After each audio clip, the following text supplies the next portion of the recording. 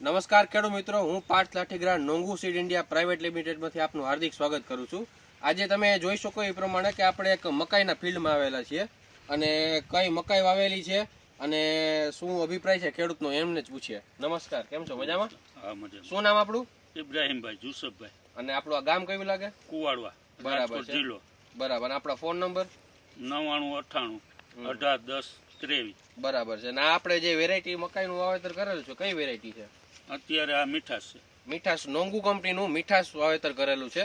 અને તમે મકાઈનું કેટલા વર્ષથી વાવેતર કરો છો? 3 વર્ષથી.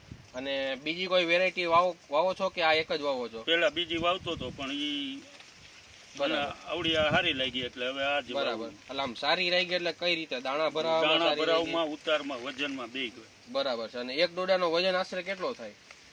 600 થી 700 ગ્રામ. 600 થી 700 ગ્રામનો એક ડોડાનો વજન થાય છે. અને તમે જોઈ શકો એ પ્રમાણે નીચેથી લઈને ઉપર સુધી આખો દાણો ભરાઈ જાય છે, કોઈ પણ જગ્યા ખાલી રહેતી નથી. અને 700 ગ્રામની આસપાસ એક ડોડાનો વજન થાય છે. તો અને આમાં રોગ જીવાતના પ્રશ્ન કેવા કરે બીજી વેરાયટી કરતા, તમે વાવેલી હતી એના કરતા? રોગ જીવાત તો વાતાવરણ પ્રમાણે, બરાબર, કેવું હવામાન હોય એ પ્રમાણે રોગ બરાબર. જીવાત.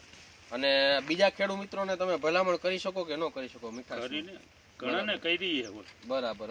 કરી. એટલે ખેડૂત મિત્રોનું ટૂંકમાં કેવું એવું છે કે બીજી વેરાયટી પણ વાવેલી છે, તેમ છતાં પણ આપણે મીઠાશનું જે વાવેતર કર્યું એમાં એકદમ સારામાં સારો અભિપ્રાય મળ્યો છે. અને ઉત્પાદનમાં પણ એકદમ સારું છે અને ડોડાનો વજન પણ સારો નીકળે છે. તો હું પણ તમને ભલામણ કરીશ કે નોંગુ કંપનીનું મીઠાશનું વાવેતર કરો, સારામાં સારું ઉત્પાદન મેળવો અને સારામાં સારા ભાવ મેળવો. ધન્યવાદ, આભાર.